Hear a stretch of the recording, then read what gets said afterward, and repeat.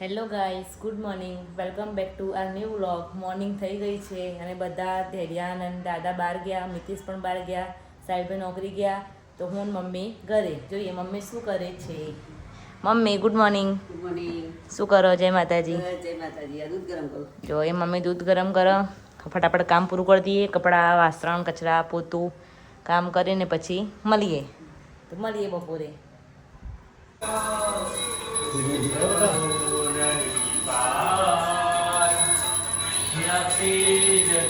જો ગાઈસ, નીચેથી ઘેરા દોડતી આવી. નીચે આરતી કરે ને મને આરતી ચાલુ હોય છે.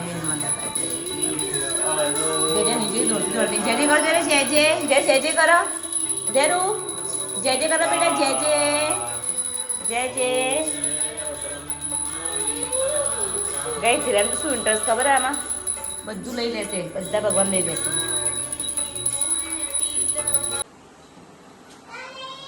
જો મિત્રો અહીંયા અમે ઘરકામ કરવા કાઢ્યો તો મમ્મી બાજુ રોટલા બનાવો ત્યારે મેં લૂછી કાઢું, બધું દવા ઘસી ગયા.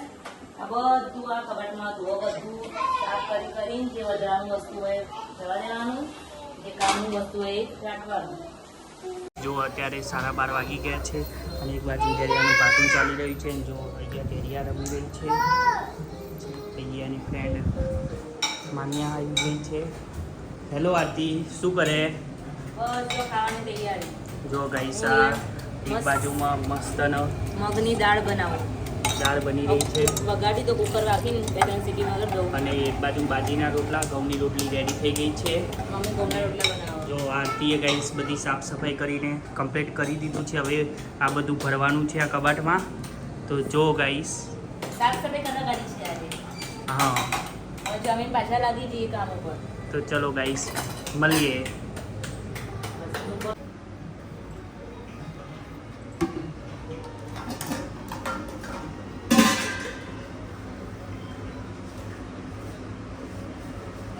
જો ગાઈસ, અમારા ઘરે મહેમાન આવી ગયા છે. મસ્ત બ્યુટીફુલ મહેમાન આવી ગયા છે. અલ્યા ક્રિશુ, હાય. જો ગાઈસ, કોણ આવ્યું?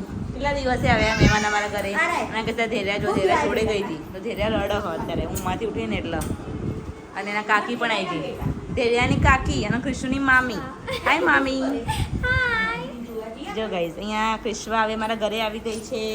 ગાઈસ બધા આવી ગયા અને આ બધા ચા લવર હો, બધા ચા કેટલા વાગ્યા? હજી તો જમવાનો ટાઈમ થયો, રસોઈ બનાવવાનું 7:30 છે અને ચા. જો ગાઈસ, અમારા ઘરમાં અગેન મમરા લવર. જો ગાઈસ, મમરા બતાવો ગાઈસ ને તે મમરા. જો ગાઈસ, જો તે મમરા ઘરા ગાઈ ગઈ અમારા મમરા લવર. મમરા તો જોવી જ નહીં મમ્મી, મમરા તો જોવી જ. જો ગાઈસ, એક પડીકું મૂરું કરી બીજું પડીકું લીધું. આરતી શું કરે?